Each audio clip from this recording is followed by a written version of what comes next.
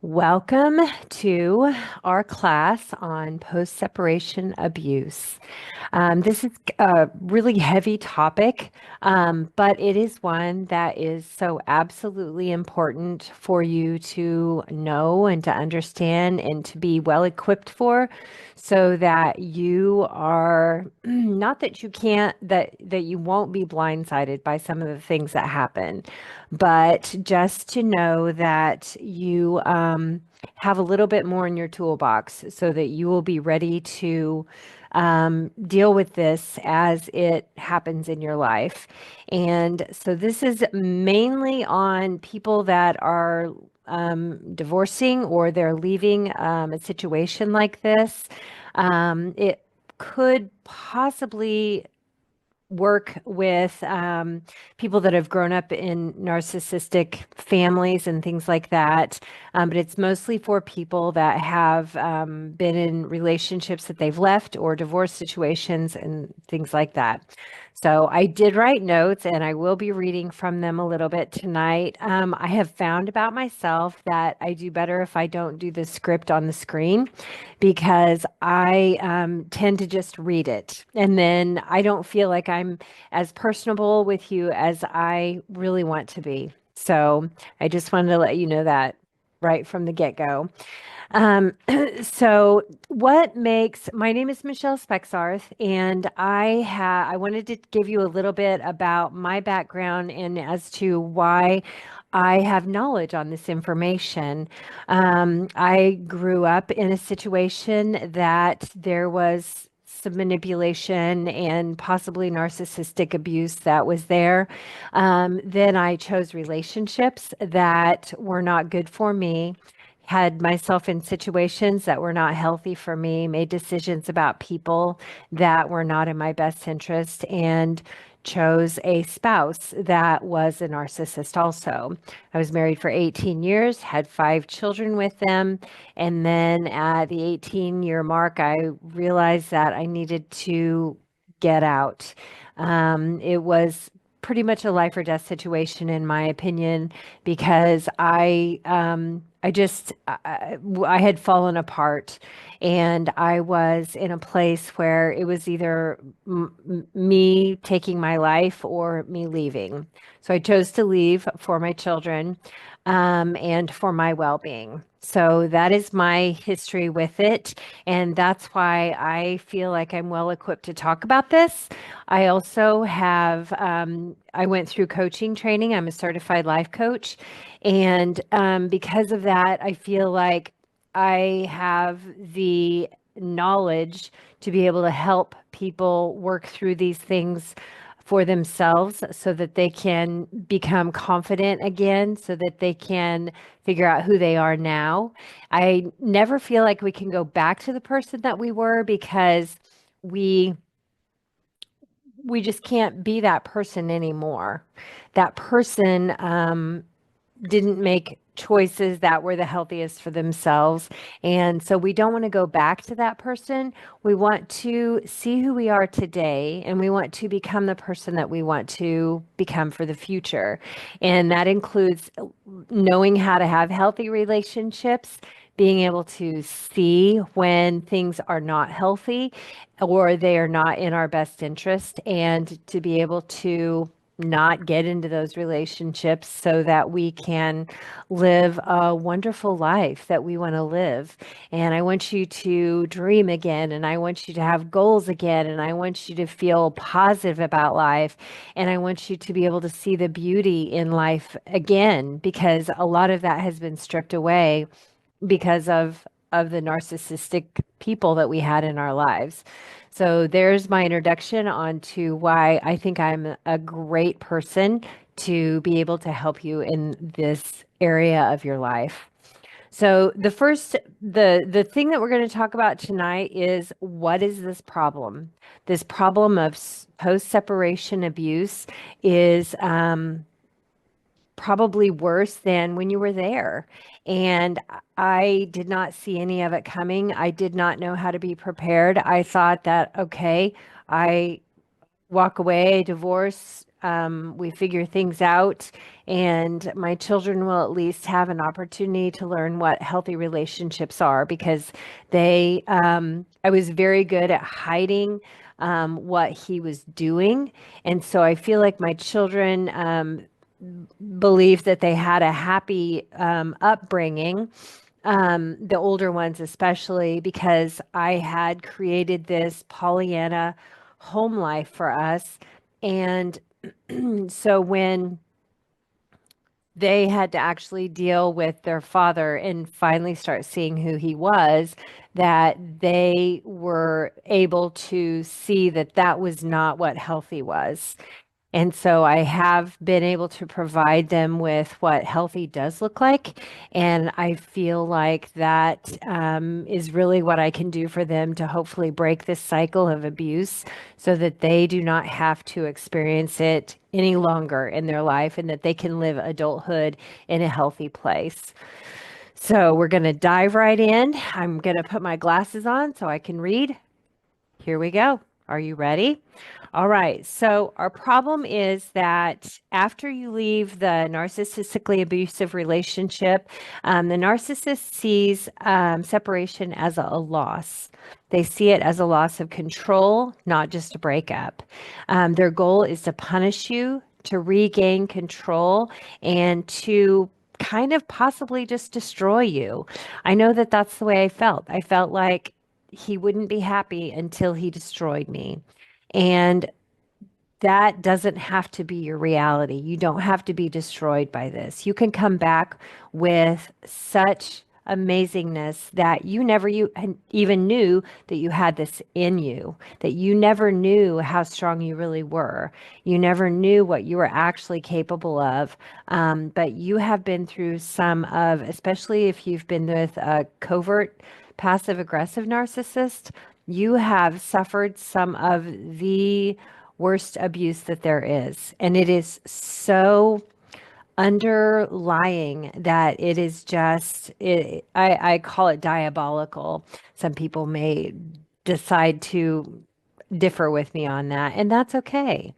Um, but some of the common tactics that they use are financial abuse, emotional manipulation, and social isolation. I just thought about this.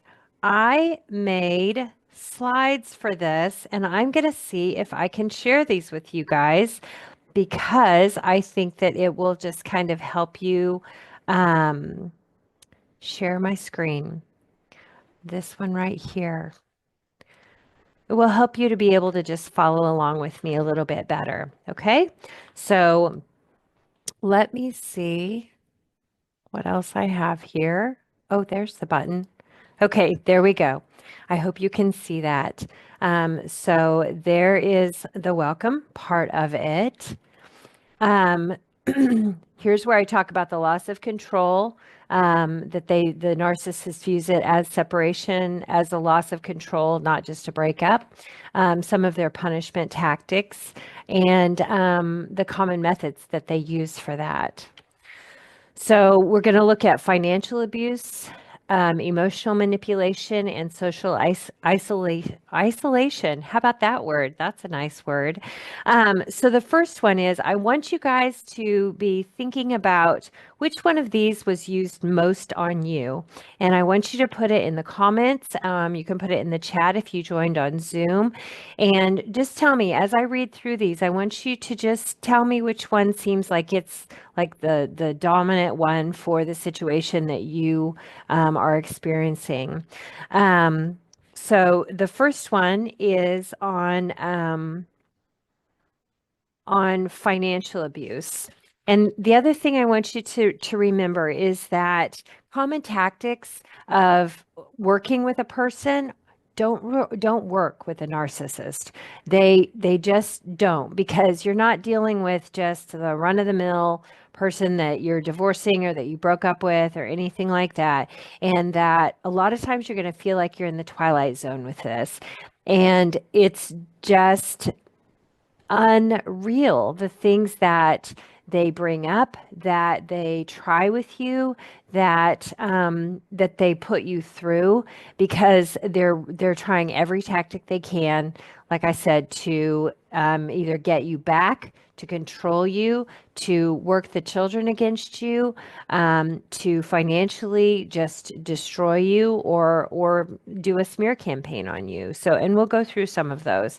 So the financial abuse is when you've been completely cut off from money supply by either being taken off checking, savings, or some other accounts that either you used to have access to or that you were never given access to, but you were always given like a little stipend of what you were supposed to do with the money that you were given. Maybe you were responsible for paying all the bills off of the money they gave you, but it wasn't cooperation with the finances. And this is financial abuse, is when they cut off all access of money or they control the finances excessively.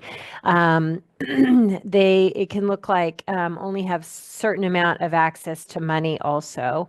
So the next part of it is emotional manipulation, gaslighting. And I want to give you descriptions for each one of these because I was like, gaslighting, I don't even know what that is. It's a form of psychological manipulation where someone distorts the facts, denies reality, or twists the truth to make you question your own perception, memory, or sanity. Things they might say or that never happened. You're imagining things. I never said that. You must be confused. I never got that message from you. Why do you always have to make such a big deal out of things? You don't even know what you're talking about. You always get things so mixed up. Anything where they're taking what you've perceived or that you saw, and they twist it around and they basically minimize you, or they make you question what you saw, what you said, what you heard, what they said. And they turn it around and manipulate you. So the next one is manipulation. And it is an act of controlling or influencing someone in a deceptive, exploitative, or indirect way to serve their own interests. Example that comes to mind is if you try to stand up for yourself in a social situation, the abuser will tell you how terrible you were for the way you handled it. And it's no surprise people don't like you because of the way that you acted. This also guides you into our next tactic, which is social isolation. Isolation. That's a tough one. Okay, but I want to hit on this manipulation part for just a minute longer because I want you to think about just like things that have happened in your situation. And I want you to think about that maybe you said something in a situation and they are like, I can't believe you did that, or I can't believe that you think that it's okay that you said that. These are ways that they are basically breaking you down so that they can keep you where they want you, so that they can tear down the person that you are and make you feel like your opinion doesn't matter, that you're not worthy, that you are not worth listening to. So the next part is social isolation. I'm just going to mess that up every time I say it. When the abuser creates situations that make them your only source of human interaction. This can be done by telling false stories about things that have happened to them. I know that for me, that there were business situations that happened, and they would be like, I can't believe they did this to me. I can't believe that they're acting like this. They just stole this from me. They stole my client. They went behind my back. They knew that I was there when maybe the other person really didn't, and they had absolutely no tactic against them. It's just kind of that's the way it worked out. But they take it as a personal assault against them, and then they get you to basically not like the person that has done this thing to them when there probably wasn't anything that was actually done to them. Um, Another part is that they'll tell false stories about things that happened. Um, they'll say that people were talking behind your back. Why are you friends with those people? All they do is put you down. Did you hear the way they talk to you? And basically work you against your friends. They can do this with family members too. Or they may be like, I don't really like spending time with your family. You know, they don't like me. And that may not be the situation at all. They may like them just fine, but they're working you against your family members just to keep you isolated. They can also tell you things that happen to lead you to not like others because of the narcissist was wronged. And that leads you to just basically ostracizing everybody out of your life so that it's just you and them. You know, another tactic that can be used is, well, you're all that I need. Why am I not all that you need? And in that, they basically are saying that, you know, why do you need to have friends? Why do you think you need to have these outside influences? Because I'm everything you need, or you're everything I need. Why am I not everything that you need? So I want you to put in there and tell me if there's something, which one of these matches up best for you? And it could be a combination of all of them, and that is okay too, because a lot of times it really is it's a conglomeration of all of them. So these are some of the things that they're going to do. Another thing that they could possibly do is start working the children against you, telling lies to the kids about things that have happened, making up their own truths. I always felt like he was extremely delusional, that he made up things that were absolutely not true out of whatever, you know, one little incident that happened, but it turns into this giant story, and then all of a sudden you're this bad person and that you're against them. And then he talks to the kids about that, and then the kids are like, oh, well, that isn't great. And so parental alienation, they may be accusing you of doing that, but they're doing that to the children. So that's another thing that you need to be aware of. So let's talk about regulation. And I want to talk about two different kinds of regulation. Um, I want to talk about self-regulation first. And the first one is journaling. Write about your thoughts and the experiences in order to gain clarity about your situation. And the reason that this is so important is because, and this is one thing that I did, is I wrote down everything that I believed about myself or that was said to me. And I would write that on one side of my paper, and then I would flip that over. And I would look at every single one of those things, and I would be like, is this true? Is it true that that I am extremely opinionated? Maybe it is true, or maybe it's not. It's just that they're very opinionated and they're projecting onto you about their opinions. Another one was that you're not worth listening to. You know, is that true? That's absolutely not true. You are absolutely worth being listened to, and your opinion does matter, but they don't want you to believe that. And so I want you to write a list of all the things that were said to you, all the things that you believe about yourself, and then I want you to flip it. There's going to be some things that, you know what? Yeah, you're right. I can be very selfish. And I'm okay with that, you know, or maybe I don't want to be selfish and I want to change that, or maybe I'm not selfish and I don't need to change anything at all. It's just that that's what I'm believing because that's what they told me. Or just write how you're feeling, write what's coming up for you. Because when you do this, you're going to be able to look back on it. And first, you're going to be able to analyze it. And you're going to get a lot of clarity about what you think, what you feel about yourself, things that are happening. But also, because when you look back on this later, you're going to be able to see how much you've grown. So the second one is breathing exercises. What I do on this was I found out that what I was doing is I held my breath a lot, and it was just my way of getting ready for the next bad thing that was going to happen.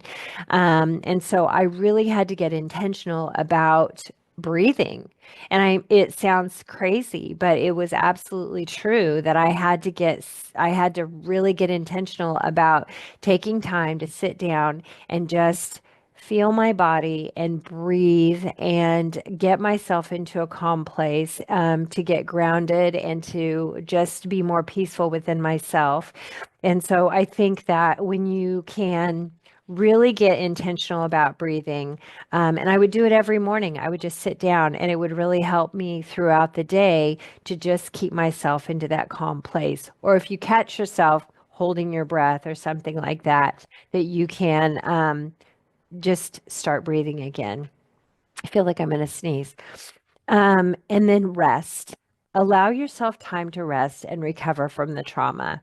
There's something that happens after you leave. It's called cocooning. And you may not want to be around anybody. You may not want to go out and be social. You may not want to have any conversations with people at all. And this is part of the recovery process because you've been through a lot. Your body has gone through a lot. And so when you can take the time that you need to rest and just be with yourself and just to allow yourself to re-regulate, that is going to make a big difference in helping you to recover and to heal from what has happened to you.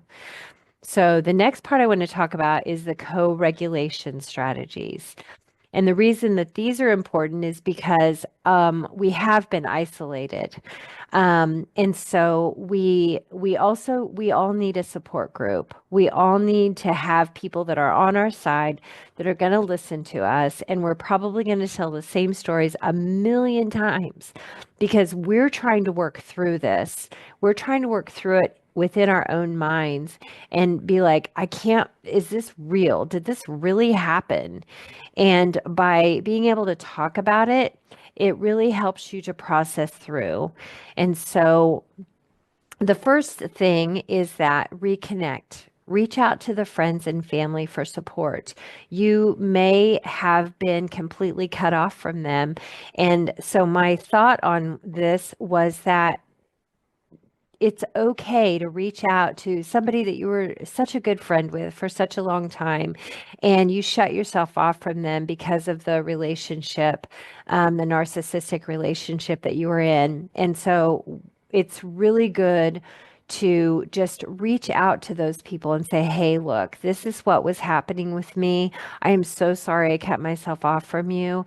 And I really want and need to make this connection with you and be friends again. And I'd like to share what's happened with me so that you can kind of understand where I'm coming from. And you may need to do this with your family members too. And those conversations may be kind of hard, just to get that reconnection going, but they're going to be so important for you because you're going to need those people to just talk with, maybe come and sit with you. Even if you guys don't talk, you just sit together so that you can have them there with you. The other part that's going to be really important is to seek professional help. Most people that have been through narcissistic abuse have something called CPTSD, and that is very comparable to people that have been in the military and have experienced horrific things in the military, just the experiences that they had in that. And so lots of triggers come up, which those are basically like memories that come up and just completely dysregulate your body again. And when you seek professional help, they can help you walk through that. You can seek a coach or a therapist. Make sure that they're experienced in narcissistic abuse. I love the EMDR therapy. That was very, very helpful for me, because it just helped me to not be so triggered by the situations that kept playing in my mind. And so it's the craziest thing because it just kind of it neutralizes them, and it makes it to where they don't affect you the same way. And the other part, and this is a part I absolutely knew nothing about. I chose poorly on my legal counsel when I was going through my divorce, and it cost me, and it will probably cost me for the rest of my life because I did not choose somebody that was smart in understanding what narcissistic abuse was and understanding the tactics that were going to be coming at us. And so choose an attorney wisely. This is so important because in this time, you're not going to be at your best. You're not going to be on your game. You're not going to be on the ball. You're not going to be able to see through all the stuff. You're going to be very reactive, and you're going to need an attorney that's going to stand up for you and that's going to represent you in a way that you truly want to be represented so that you can get what you need after this divorce is final, after this separation is final, whatever that is. So please, especially make sure that you choose an attorney wisely. So let's think about what we can do to plan ahead. Identify these triggers. This is where journaling comes in, is when you feel your body rising up, all of the cortisol's kicking in for the fight, flight, or fawn. Um, recognize when that happens for you. And the reason that that's so important is because when you can recognize it, then you can do something about it. Recognize what upsets you and then prepare coping strategies. Those coping strategies are going to be reaching out to a friend, talking about it with a therapist or a coach, journaling about it so that you can figure out what is actually the thing that has upset you, triggered you. Because when you can do that, then you can start working through that. The other part that's going to be absolutely crucial is minimizing your contact with the narcissist.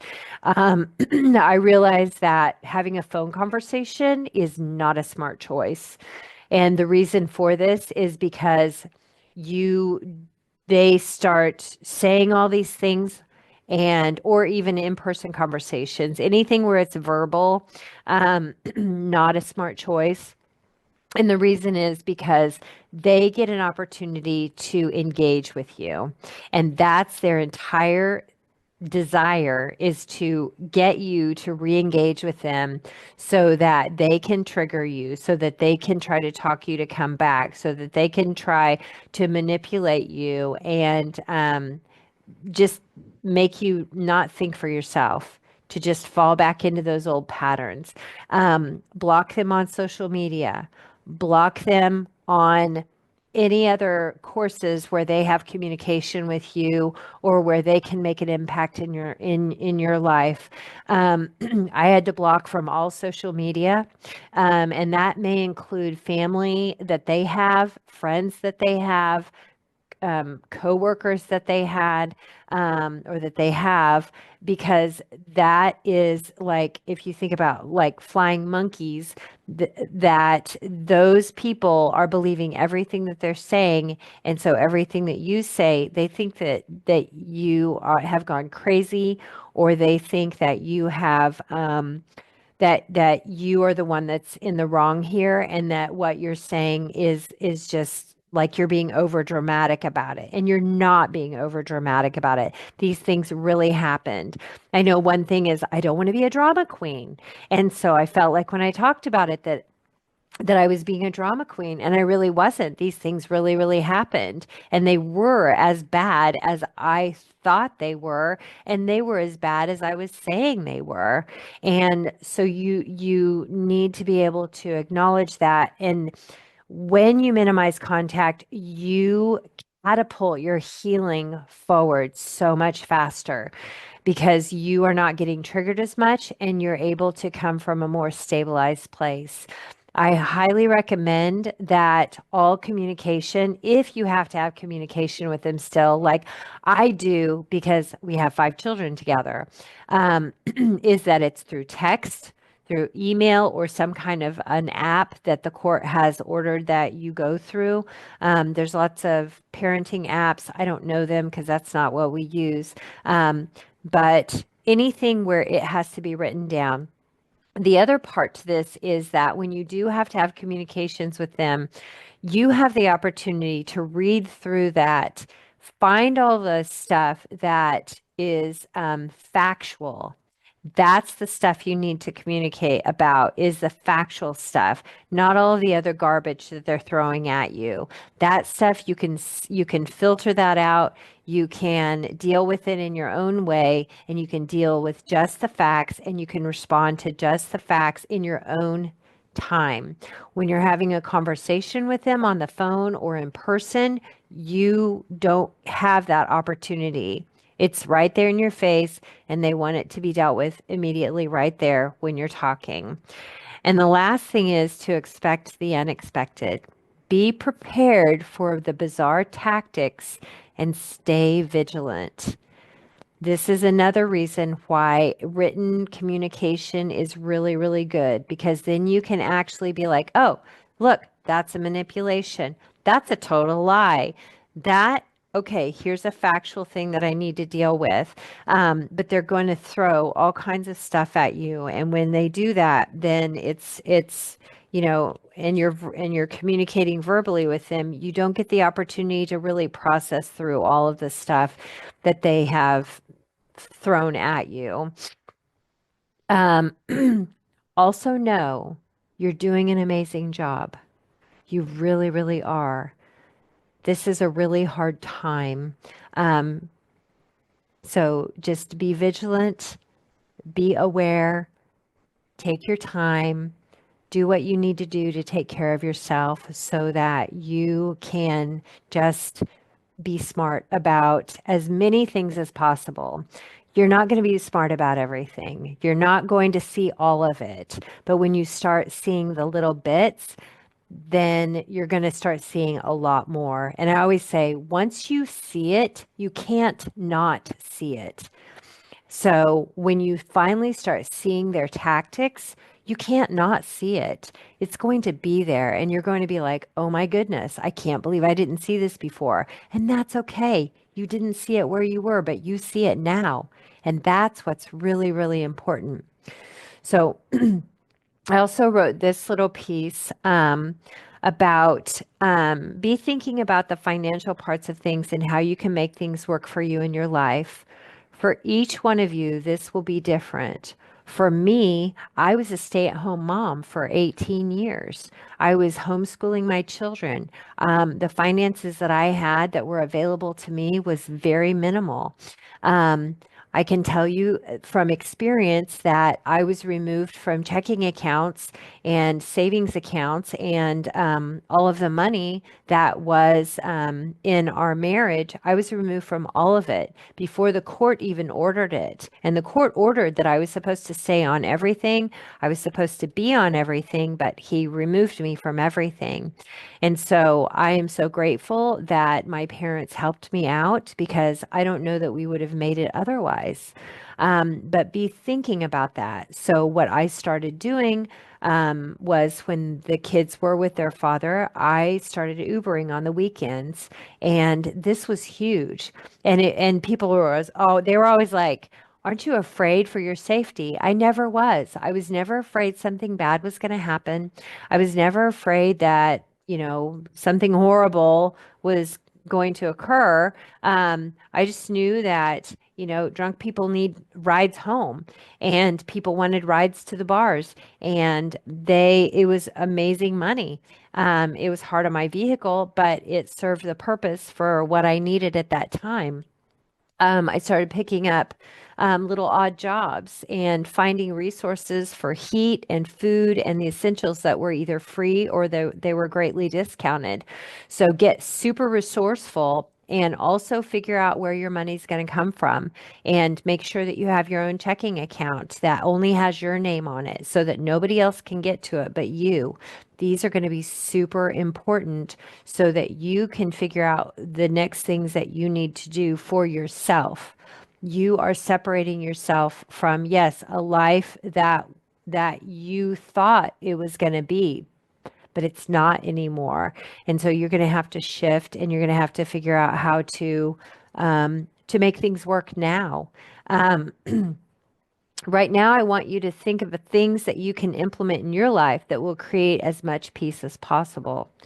List them out on paper and share them either here or with somebody, a trusted friend or something like that. And remember that sharing ideas helps other people to spark ideas for themselves in their own lives. So know that by your thinking about your ideas and sharing them, that you can help other people out to think about the ideas that will work for them. So, last but not least is getting the support that you need. I have a group called Soul Survivors. It's a Facebook group. It's free, it's private. So, you can go in there, you can watch a ton of videos that I have put up that will help you with so many different facets of life. You can search for maybe a situation that you're going through right now. I've probably talked about it because I've talked about a lot of different things in a lot of different areas that have been super helpful for me. Another resources is Dr. Romani's channel is very, very good. She is like the guru of narcissistic abuse, and the way she communicates about it is so absolutely fantastic. Another book that really, really helped me out a lot was The Covert Passive Aggressive Narcissist. This is by Debbie Mirza. And it was so eye-opening for me because as I listened to it on Audible, and it was interesting because I would listen to it sometimes with the kids around, and they would be like, "Stop it, stop right there. That is what we were going through." And I'm like, "Yes, it is." And so it sparked conversations with my children so that we could discuss some of the things that had been happening. And they became very aware, and it also helped us to grow closer so that we could have healthy conversations about these types of things. I also am, like I said, I'm a coach. Consider personal coaching for yourself. The reason that this one on one coaching is so good is because we can sit down with your specific situation and we can talk through it. We can work through it. We can find out places where you did amazing things that you may not even be able to see. And we can also start equipping you with the tools that you're going to need to move forward with your life. Um, Faster healing. So you're going to save time, you're going to save money, you're going to save resources, you're going to save energy by having a coach on your side. I do weekly 1 hour coaching, and then some of my clients, we text back and forth through the week, and that has been super useful. Just for those little tiny things that come up that you're like, wait a minute, what about this? Does this look bad? I think that it's this. Will you just double check me on it?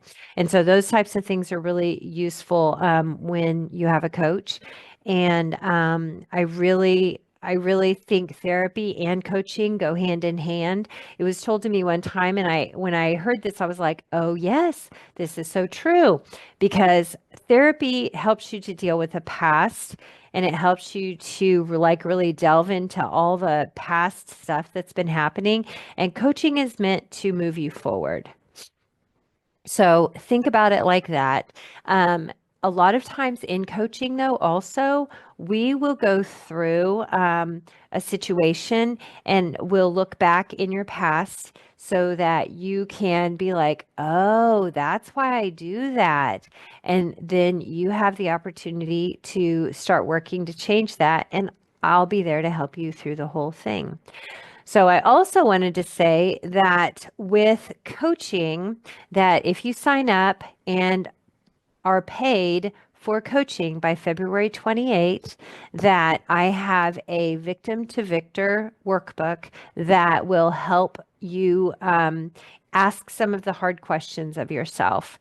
They're like journaling prompts to help you just to work through some of the things that that I have seen in so many other people when they have been working through their trauma and their healing process. And so I really think that this book, it just goes hand in hand with the coaching.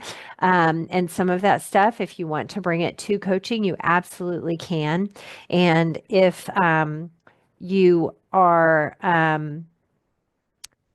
just needing some prompts to help you to understand where you need to start, it's an amazing book. It's a fantastic book. I created it myself because I knew exactly the direction that people need to go in order to heal and to get to a place where they're standing strong and that they are feeling just amazing about their life. So I'm trying to think of what else there is that I wanted to talk with you about that.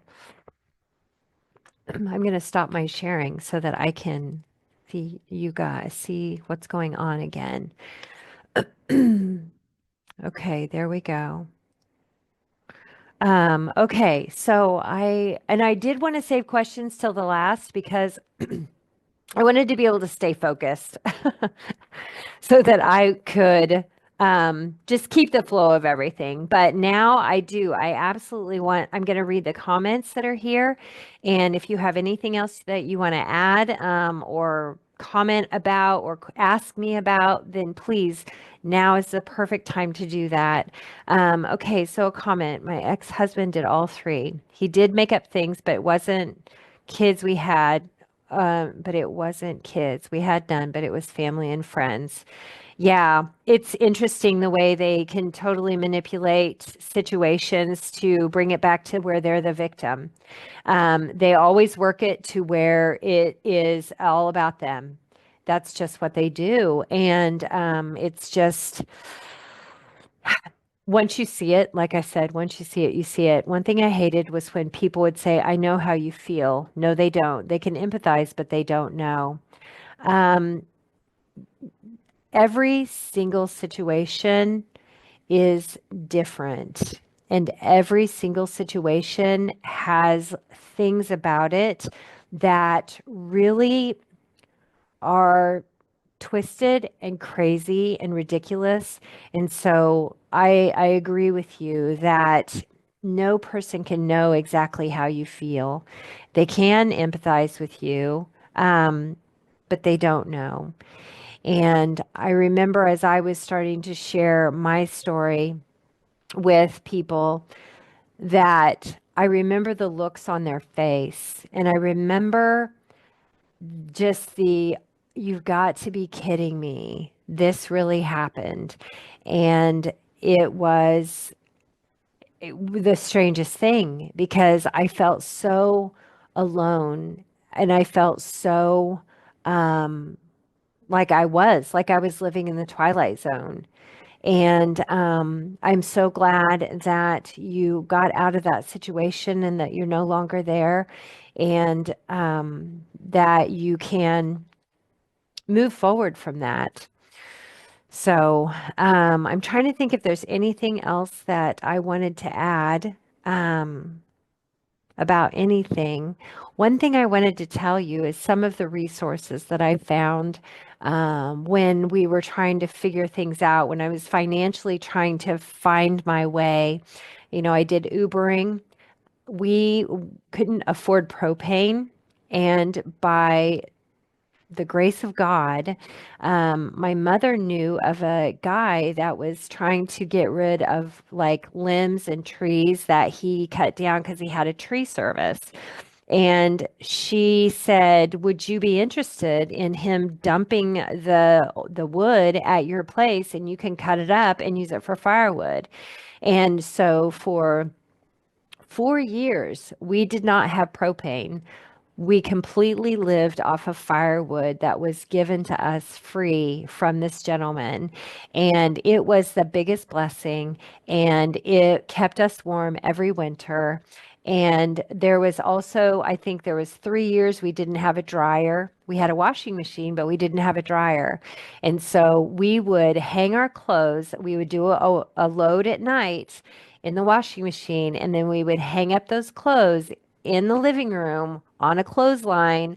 They would dry, and in the morning, I would take them all down, fold them up. Everybody would put their stuff away, and we saved so much money that way. We used a clothesline. We didn't have a dryer at all. We had an outside clothesline for the summertime and an inside one for the wintertime. And that was what we did. We went to the food bank and we got food all the time. And we ate off of that food for so long. And it was also free. I was not eligible for food stamps. I was not eligible for financial assistance because my children have savings accounts that are theirs, but the people to be thought that I should be dipping into my children's savings accounts in order to make everything happen, and I absolutely was not going to do that, and so that's why I didn't get financial assistance in that way. However, do not be so prideful as to not do that, because if you remember and just think about it, that it's only for a season. It's only until you can get yourself up and running that you're going to be okay. And I absolutely 100% believe that when you believe that there is going to be a way, that the way is going to show itself to you, that it does. I've seen it happen so many times within my own life. And I remember somebody saying to me one time, how are you even making it? And I said, by the grace of God.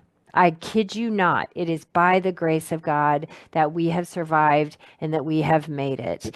And about the time that I started getting a little bit like, oh, we need something to happen here, something would happen. And financially, we would be taken care of again. Or if my children needed something, it was amazing miracle that it would show up. I remember our first Christmas when we were gone. I didn't have any money for gifts, and I had a dear, sweet friend in the church, and she called me up one day and she said, honey, you need to tell me what each one of your kids wants for Christmas. Every single thing on the list that they want. Tell me everything. And so I said, okay. And I sent her that list, and she got every single thing on their Christmas list, every single child. And then there was stuff for me too. And it was all given to us. And it was a Christmas miracle, if you want to. And it was just a beautiful thing. So don't discount the friends, don't discount the family. Let them help you.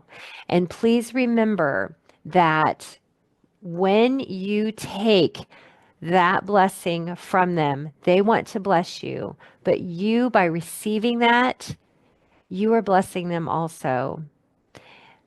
That was a really hard one for me. I had a friend write me a check, and I'm like, I can't take this. And I had another friend say, really? Are you going to deny them this blessing? And I was like, oh, you're right. They wanted to give that. They wanted to give that, and they didn't expect anything back at all. And so that was a really hard lesson for me, was to learn to receive and allow them to have the blessing as they're blessing me. So keep that in mind when there's somebody that offers you something. Let them give that to you. You are learning about connection. You're learning about the oneness of the human race. You're learning that there are good people out there. They're all over the place. They really are. The person that was so horrible to you, or the people that were so horrible to you, they're just a handful, because the number of people out there that are blessings and that are absolutely fantastic, there's so many more of them. So many more that want to bless you and that want to be blessed by being able to give to you. So let those wonderful things flow, and know that I am here for you, and that I do offer coaching, and I feel like, we like to eat too, And so my coaching does cost. However, I want to tell you that I put my rates so that it is way more affordable than a lot of the other coaches out there because I understand what it's like to be in a situation where things are limited. So I feel like it's very doable. And I know that the benefits that you get from coaching are fantastic. They are absolutely life changing, and I can help you work through it at such a faster pace than when you go by yourself. So I'm going to leave you guys with that. And I just love every single one of you so much. And I want to see you heal and I want to see all your dreams come true. And I want to teach you how to do that. And I want to be a part of your journey.